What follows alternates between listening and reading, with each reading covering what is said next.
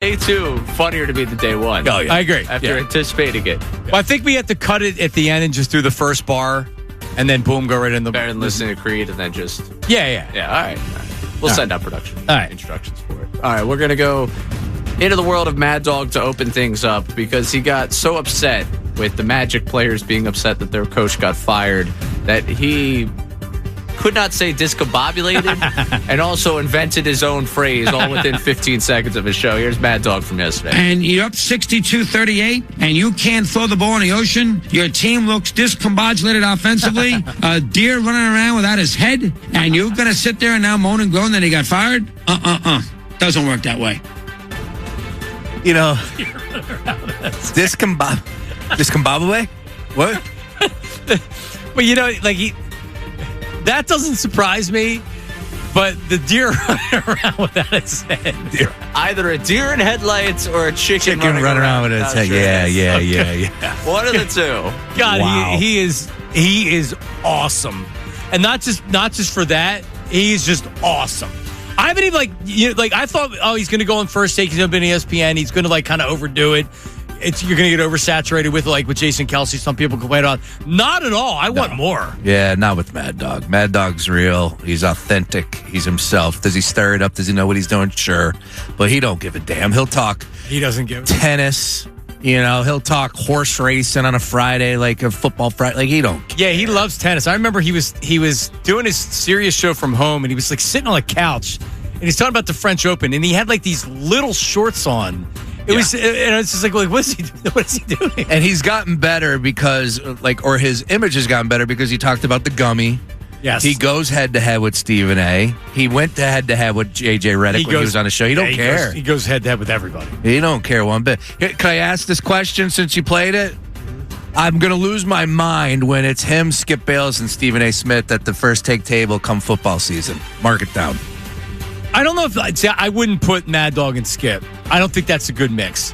But Skip coming back to First Take, even if it's for a day, I think is genius. You know why? Because the current format sucks. It's all about Stephen A. Smith, which is fine. It's his show. He's the big star or whatever. And they try to match him with different people. Yeah. But at least with Skip, I know what he's saying is it's funny to have it one day a week because it's a bit. Stephen A. people think he's actually. Stephen doesn't even know what he's talking about half the time. He's just being fed information because he's so spread thin. Skip literally has nothing else to do. He's going to come in for that one day and have everything. He's throwing his Cowboys jersey out in the trash. He'll be wearing Stephen A. will be wearing the cowboy hat, smoking the cigar. I can't believe we're rewarding Skip Bayless in 2026. That's what we're doing. We're rewarding him for the nonsense that he's been spewing, and even at a higher rate with this podcast and the show that he's on now. I can't believe we're rewarding him in 2026. Whatever. Ray, what do you think? I mean, there's a little nostalgia here. Oh, yeah. Yeah, one day a week, that's awesome. Yeah. But, yeah. Like the Powder Blues. Just feel it feels great. I can already feel myself with the second week of Skip Bayless Takes actually being on a national platform and not, a platform that's trying to gain traction. Something. Yeah. I'll be upset. And I'll be like, we need to deplatform this guy again. That first week when he joins Stephen A., it's gonna pop. I'm not so sure it's the format as much as it's just Stephen A. It's too much. Well, that's my point. It's too much Stephen A. I was gonna say I like the format. I like the different voices every day. I don't like different voices every day when it's Stephen A. You know what's gonna happen with that 5 o'clock spot, right? It's gonna be Stephen A.'s show. You watch, because they're trying to find somebody to do 5 o'clock. On ESPN? Yep. Does he have enough time? He has a serious radio show. I think they're going to find a way. He's going to take over that half-hour spot right before PTI. Would I be surprised? It could be Skip. Skip and Stephen A. Stephen A's the one that makes a lot of decisions over there. He is the network. He is. See, I don't need Skip back full time. Oh, he's coming. Football season. He'll be back.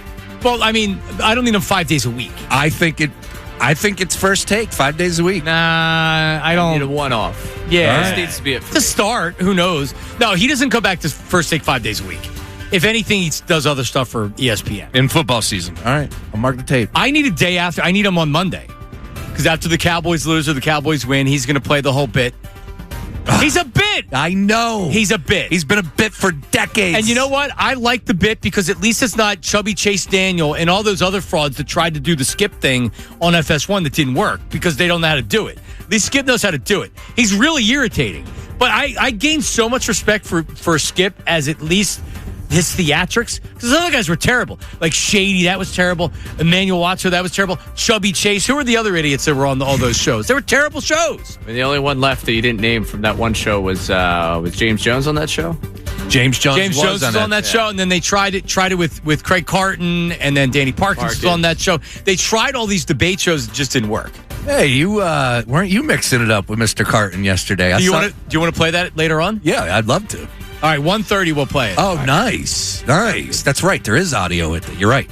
Yep. All right, what we got? All right, let's move on to the NBA. A couple of good player podcast moments for us over the last 24 hours. Setting the stage for Draymond Green on his podcast. He's got plenty of time on his hands. Austin Rivers also plenty of time on his hands. Yeah. So Green had said, hey, maybe if I was used more offensively, I could have been a better scorer with Steve Kerr. You know, one of his monologues that, this 45-minute podcast where he's just saying anything about the Warriors at this point.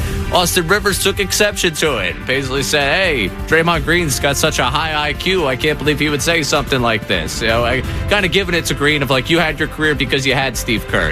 He went after him. So Draymond Green didn't appreciate Austin Rivers being the one to deliver that message and had a message for one, Austin Rivers. And I just find it interesting that a guy who was the 10th pick in my draft, I was 35, who's on his second act, still on act 1, he goes, Draymond, never been a scorer. Austin, you and I averaged the same amount of points in high school. And I say high school because that's when you were at your best. And then in college, he was still good. He was very featured at Duke because NBA careers, should he really talk about my NBA career? I'm still with my first team. He was gone from his first team in 2 years. The guy received the biggest bailout in U.S. history prior to President Trump bailing out the airlines when his dad gave him $42 million. Yeah. It's a good line. Yeah. Good line. Edited like hell, but here we go again. Yeah, I can't stand Draymond. The splicing. The only thing I will say about Draymond positive with the podcast is like, at least he has the what to say it. Yeah, he says something. Yeah, he's going to make a lot of money in his post-playing career for sure. I mean, I can acknowledge that. Doesn't mean I like it. You got Kevin Durant down there in Houston with all the burner nonsense, never addressed it. It's supposedly Udoka said, that's laughable. Everybody, drops these breadcrumbs. Nobody has the what to say it. Draymond hops on a microphone and says exactly that. Pretty good stuff there. You know where Draymond's going to be sitting, right? Right on TNT? Right next to Kenny. No, I think when Barkley retires. Oh, gotcha. I don't know if that's going to be anytime soon. Maybe they have to put 4 guys in there until then. Oh, there'll be an alternate until. Right. What a disaster it was year 1 for Inside the NBA on ESPN. Yep, disaster. The biggest thing they had was what just took place with Vrabel and Rossini in the picture. Yep, that was it. One clip. I mean, they were. I can't even name maybe one other thing they did. They were dancing. That got a little, reaction. But, like, they used to set the tone for NBA seasons. They would. Like, it would be at the end of the night. Maybe ESPN figures it out. And you know what the problem is? With TNT, they have no other things with sports for the most part. I mean, they had a couple things, hockey or whatever. But, like, that was their signature sports program.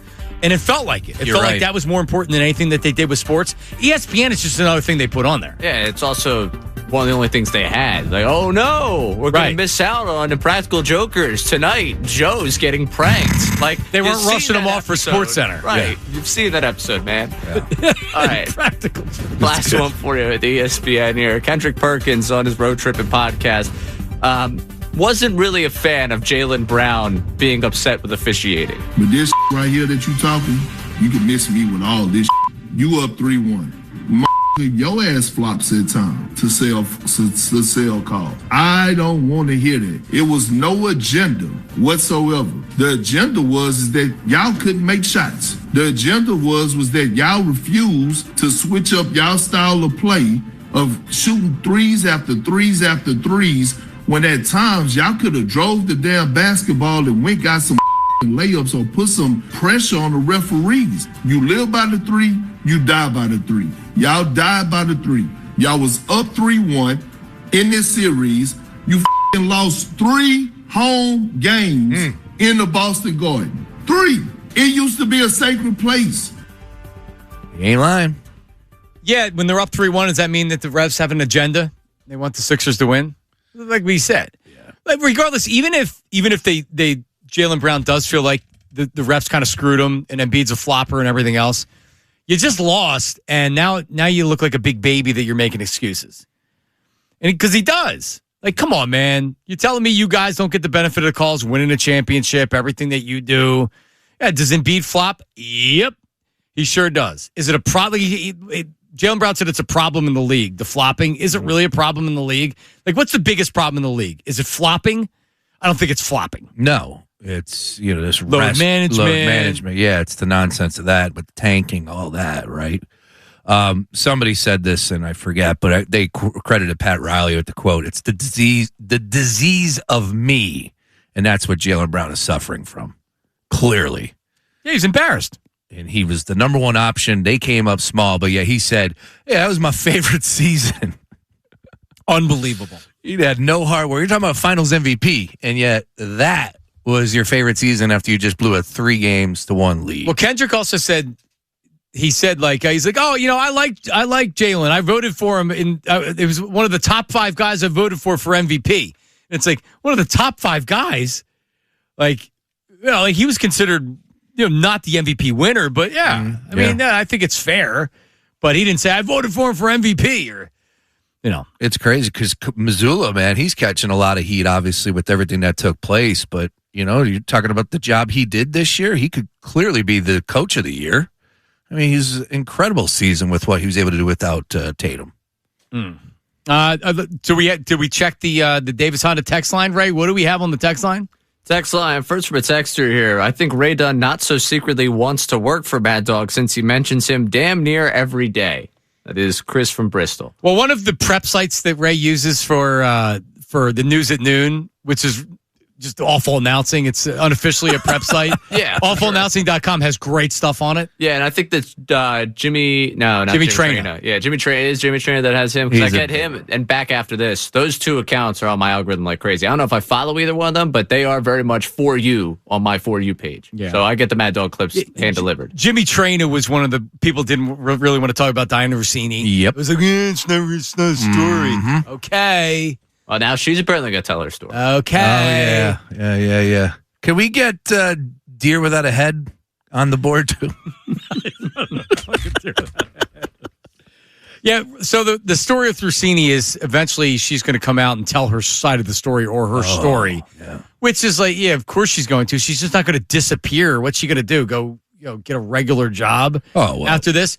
So here's the play, because they have screwed this up so bad. Her side has screwed this up so bad that you now come out and you more or less say, I got caught up in the lifestyle of being this NFL insider and everything that comes with it, the money, the fame, the travel, everything else. Maybe she throws in there that she, had feelings and, fell in love and, you don't realize it. And it was a long relationship before she got married. And, they didn't see each other through the entire time. But sometimes that kind of stuff gets rekindled. And she turned into a person that she really didn't want to become. This isn't difficult to dig yourself out of. Doesn't mean that she's going to be a reputable NFL reporter for the New York Times or The Athletic anymore. But she could do some digital stuff if she digs herself out of this correctly. Yeah, she's got to start doing it right, because clearly she hasn't. And she's looked pretty bad. I don't think Vrabel looks good either. Also, if she tells her side of the story, does that open up Vrabel to potentially losing his gig? Like, now we're adding another log. Well, it doesn't help him. Yeah, now we're going to reopen the wound. So there's nothing she can do. Just like with him, he had to do what he had to do for himself. He didn't throw her to the bus, but he certainly didn't keep denying it like was the original plan, right? Like, you have to come out, you have to acknowledge it. So, everybody knows what happened. It's not the first people to commit adultery, two people to cheat on their spouses together, right? Like, it happens. It sucks. It's terrible. But it doesn't need to be at the end of her career. Why it's the end of her career is because of the way she treated and acted. Exactly right. Afterwards. So if you take it from here, we're a forgiving society. We want to forgive. Oh. No, I'm not telling you that I'm going to buy any crap. I didn't buy her crap before. Oh, she's a total scoundrel, and she's a terrible human. And yeah, we'll have to do it soon, though, right? I don't think you come out soon. I think you like, are you reactivating the Twitter? I'm just thinking about the followers. Well, you got it. No, she has to do that. She can't lose the. That's what I'm saying. It's 30 days. 30 days. But you could also reactivate it and then lock everything to where no one can.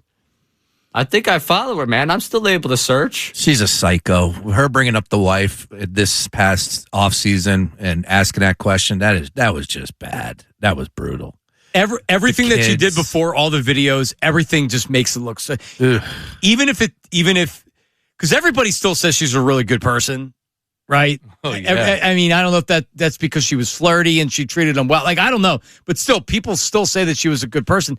Maybe she did get caught up in the whole lifestyle thing. I mean, I have no respect for her as far as a reporter, and I sniffed that out a long time ago. I knew she was a complete fraud because she was. She loves Mikey. Oh, by the way, the Jeff McClain, I guess, did he say this on his podcast, Ray? And we're going to talk to Jeff Mosher about stuff coming up at 1 o'clock. But on his podcast, he said somewhere, because I saw it on social media, that the expectation for an A.J. Brown trade is a 2028 first round and then a second or a third in 2027. Oh, get some. So a first and then some, and you're getting the then some. We get it done. Because the Eagles said, okay, we'll take 2028. Yeah, don't Howie. Don't doubt him. Don't doubt Howie. So I would guess a first and a third, and maybe you give like a sixth back or something like that. Me. A first and a second, you give a fourth back. Get Tess on the phone. Yeah, can we call Tess and tell her that we want to log the trade? Did she connect with you on LinkedIn? She didn't accept it yet. Still pending. Still pending. Yeah, I'll let you know, though. Didn't personalize that message enough. All right, coming up. Are the Phillies back? Are they back, Sean? Ray, are you in? We're going to have to check in. I guess we only find out if he becomes elite or he continues to be good. Bryce Harper talked about what firing Rob Thompson did for the club. Do they have a good club? We'll play that for you. Talk about the big win last night. The streak they're on. Middays with Marks, 97.5. Middays with Marks, with John Marks and Ray Dunne. 97.5 The Fanatic and 97.5thefanatic.com.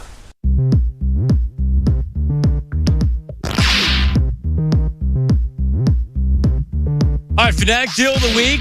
Von C. Brewing Company. Gift card, $25. You get $50 for $25. Get a taste of the Philly brewing history at Von C. Brewing Company in Norristown.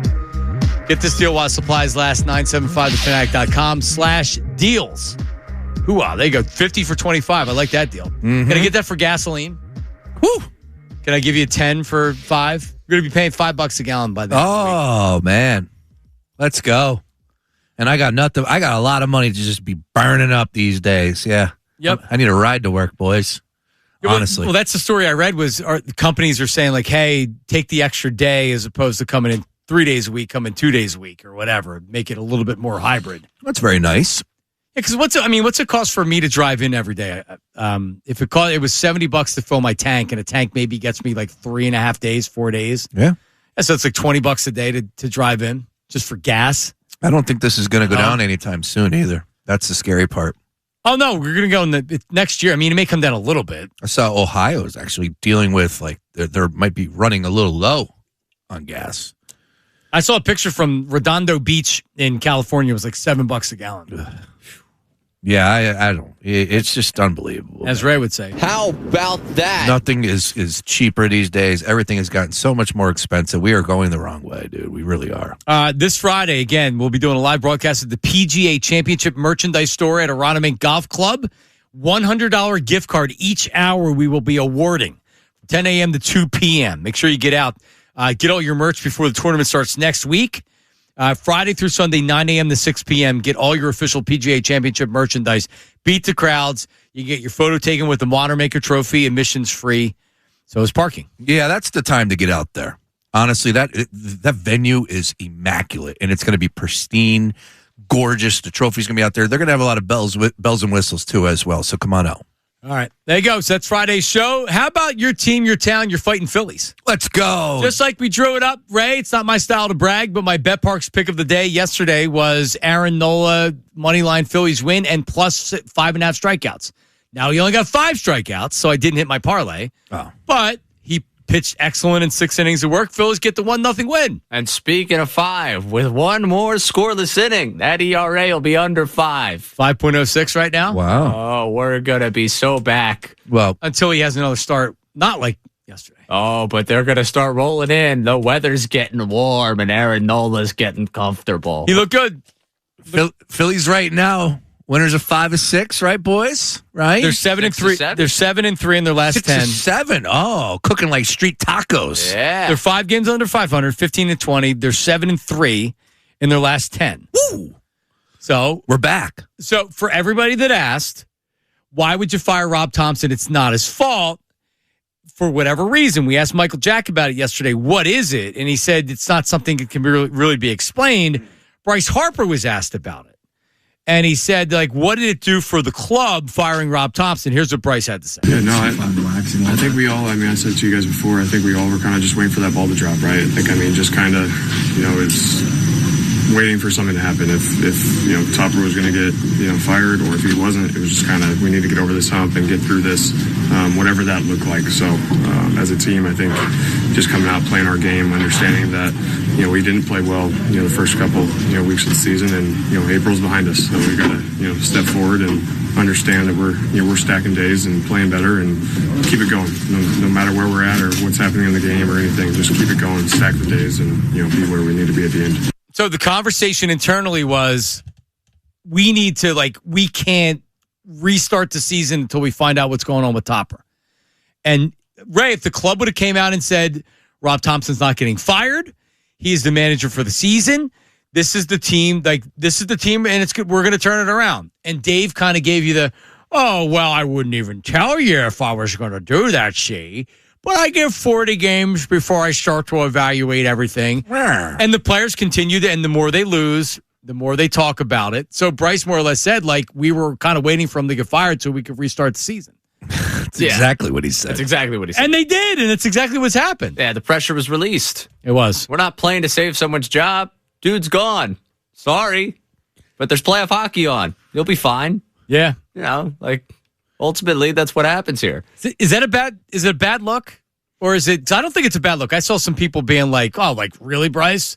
No, we're just waiting for the manager to get fired and then you're fine. He's just telling you how it is. It's an honest take. Yep. I could commend him on that. And he continues to deliver. Bomb yesterday. Run last night, only run of the game. Yep. So, Bryce is doing his part. Again, I just think he's being honest, and clearly they were underperforming, underplaying, waiting for the ball to drop. Something had to happen. Management came in and said, you know what? We're going to fire Rob Thompson.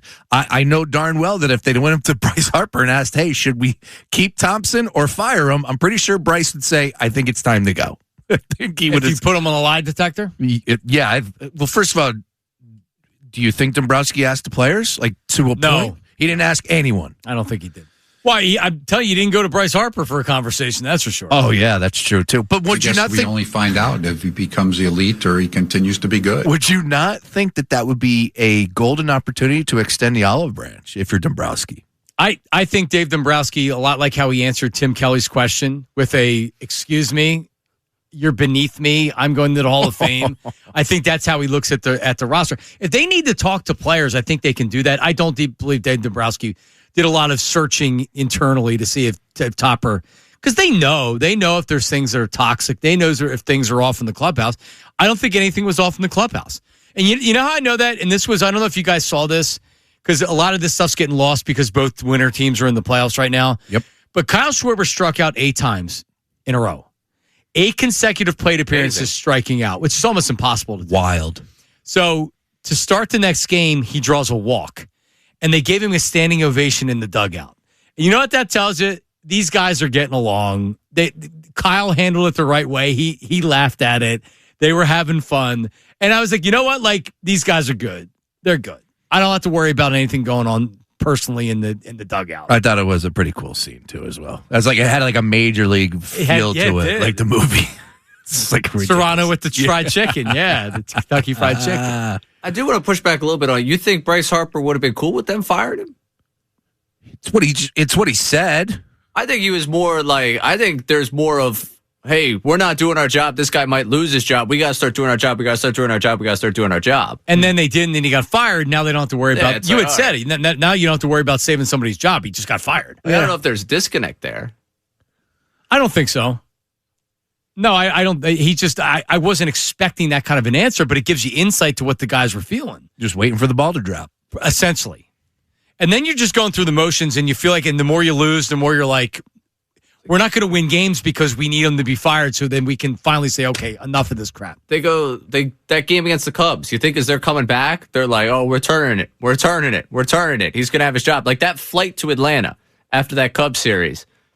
And then all of a sudden you see, like, there's no way they just snuck in the assistants that Dave Dombrowski wanted there to assess what's going on with the team. They show up in Atlanta after having lost that game to the Cubs. There's 3 guys that they hardly ever see there trying to, or I think it was 3. That's just the number I have in my head. But they got all these assistants for the Phillies just like all scattered around. They're looking around at each other like, oh, crap, dude. Like, it's going to happen. It's going down. Everybody knew it was going to happen. It did. And it did. And you know what? I don't think Donnie Baseball's done a whole heck of a lot. I know they were bunning, and they're doing a lot of stuff. Here's what Don Mattingly's doing differently. The way he's handling the media. The way that he's messaging through the media. What were we talking about this morning, Ray? What did he say? He's saying that they're bringing in a team from the team, like a group of analysts, to look at the defense and like look at what the team's not doing well. And it's like, yeah, but you know what he's saying? You guys aren't doing well enough. Yeah. That's what he's saying. Trey Turner sucks. I hate watching him play shortstop. So you know what he's doing by saying that? Yeah, we're going to bring people in, and we're going to figure out what we need to do defensively because what we're doing is not good enough.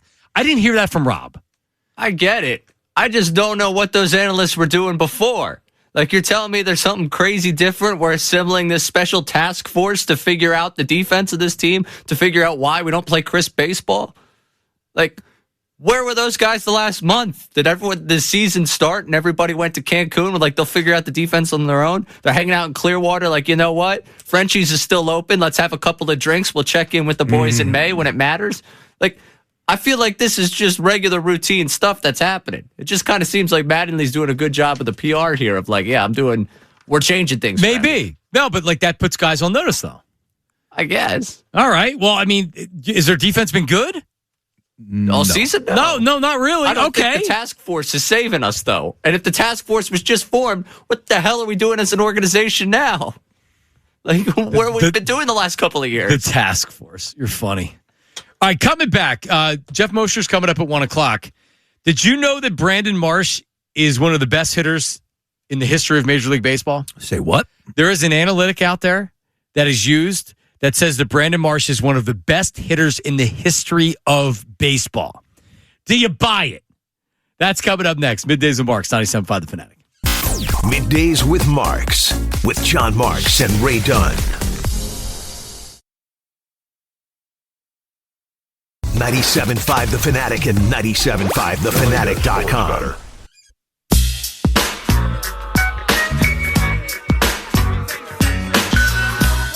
We're just on Ray's Instagram page. Who is that beautiful young woman you're posing with, Ray? The HL17's Lindsey Bopper. Oh. Yes, she was in this morning recording something with Ray in the one studio we have back there. Those girls are really good, man. They got Tess over there. Monica doing a great job. Yeah, we're big PHL 17 supporters over here. Nice work. What were you recording, Ray? They're doing some sort of Sixer special coming out tomorrow.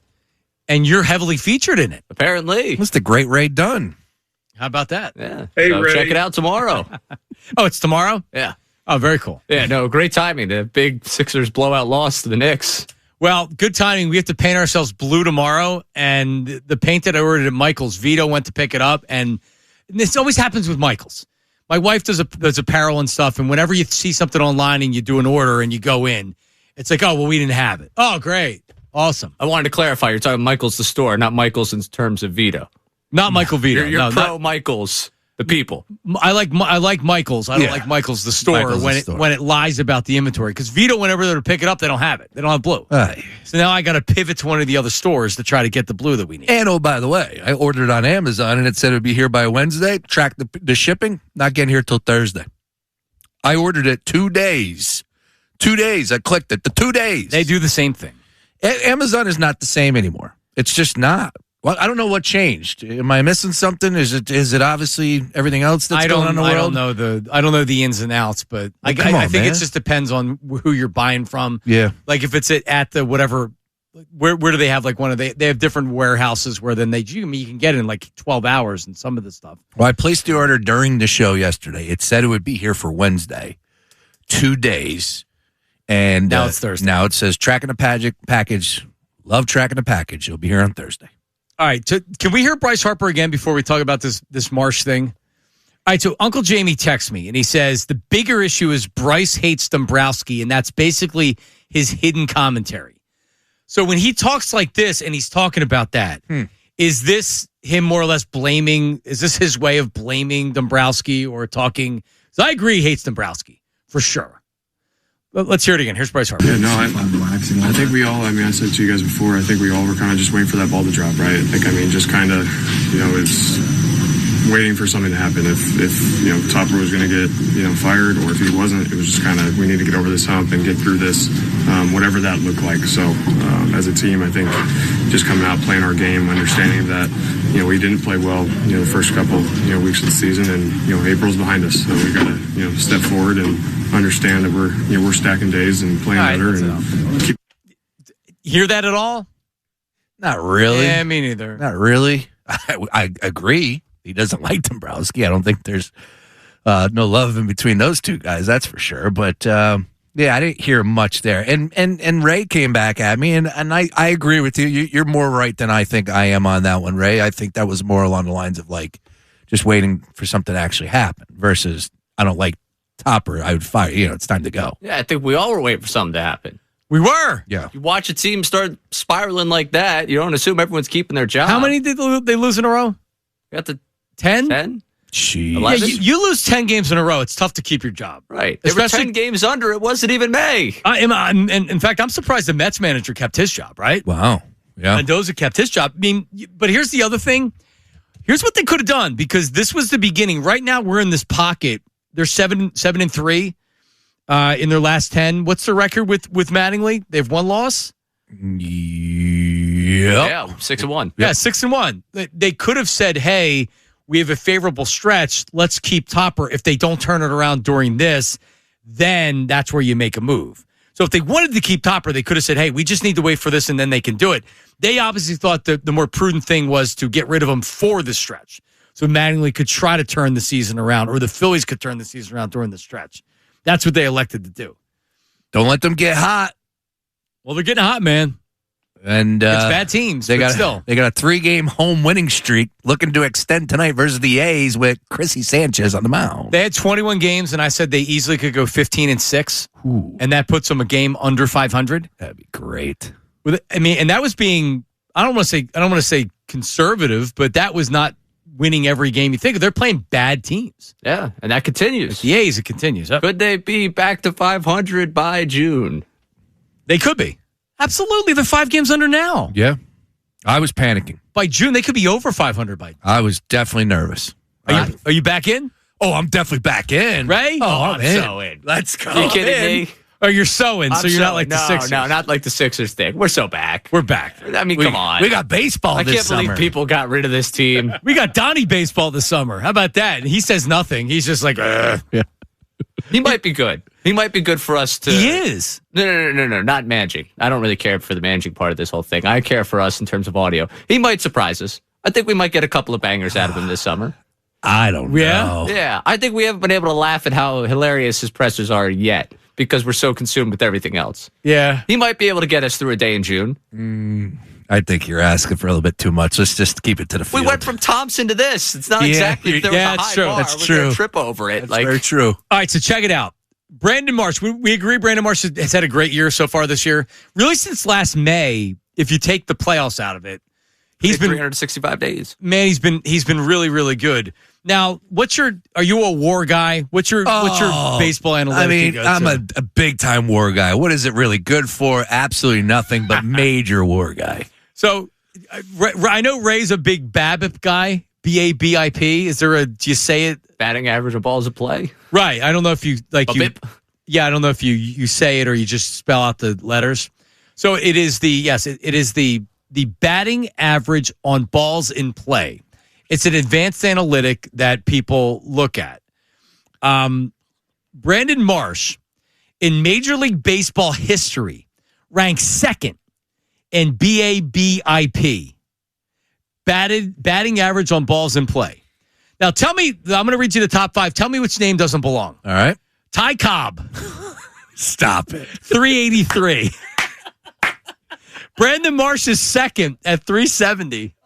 Oh, my goodness. Shoeless Joe Jackson is third at 360. This isn't real. This is a bit. Rogers Hornsby What? is fourth at 365. And Rod Carew. No. Those are the names? 359. So in order, Ty Cobb, Marsh, Shoeless Joe Jackson, Rogers Hornsby, and Rod Carew. Oh, my goodness. Brandon Marsh, one of the best hitters in Major League Baseball history. History. We're talking Ty Cobb. So now I'm looking at the replies of this tweet, and people are like, yeah, but he didn't have as many plate appearances as these other guys. Like, that's your takeaway from it? Not that it's Brandon Marsh? It's absurd. With his 309 average right now, leading the Phillies. Hey, man, he's been great. Yeah. He really has. Look, it's not to say that he's proved me wrong, but okay, go off, be Marsh. Everybody loves him. It's not like that you don't want him out there, but like Rod Carew, Ty Cobb. What's the first thing you think when you hear Rod Carew? It's the Adam Sandler song. Correct. Yeah, Hanukkah song. Like the Hall of Famer Rod Carew. He's half Jewish. Yes, that's what it is. Love Rod Carew. So like, you know, it where it was going and where we are now. Dude, it's the beginning of May. Yeah. They're only 5 games under 500. Let's go. There was definitely some stressful baseball being played there. Lazardo's looked great in 2 straight starts. Okay. Noel looked really good last night. And and by the way, Ray, he's going to have the bad starts where everybody says, Noel, and then he's going to have the good starts where you try to pretend that he doesn't have the bad starts. Today was awesome. Right. No, he was really good last night. But he also gave him 6 innings, which you need. You can't, this bullpen's not great. So you have to give more innings, and they've been doing that. Strike up the mariachi band, boys. They're back. Cinco de Mayo, they're back. Can I have a little fun with the bip? Yes. And the bit there? Yeah, so Brandon Marsh, in what is now 6 years of a Major League Baseball career, 681 career strikeouts.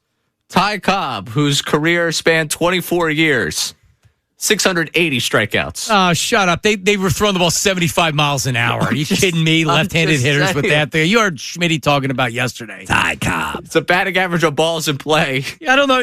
And you know, a sandwich of Shoeless Joe Jackson, who is a cheater and is banned from the baseball, and Ty Cobb. Yeah, I mean, pretty amazing. Great names. I would say Brandon Marsh, those 3 guys, certainly the best dude on that list. You know? As far as people? As far as the people. Yeah. The saying is, you know, he was a great ball player, but a better man. That applies to Brandon Marsh, not the other 2. Yeah, more than Ty and Shoeless. Rod Carew, as far as I know, is a good person. Seems like a good dude. Yeah. Rogers Hornsby, I have no idea. Why is his name Rogers and not Roger? Right? It's Rogers Hornsby. I don't know. It's a good question. Born to Roy Rogers? I don't know. Could have been. By the way, Roy Rogers brought over some breakfast sandwiches. Wow, nice play there. That I ate. Thank you very much. How about that? All right, coming up next. Oh, yeah.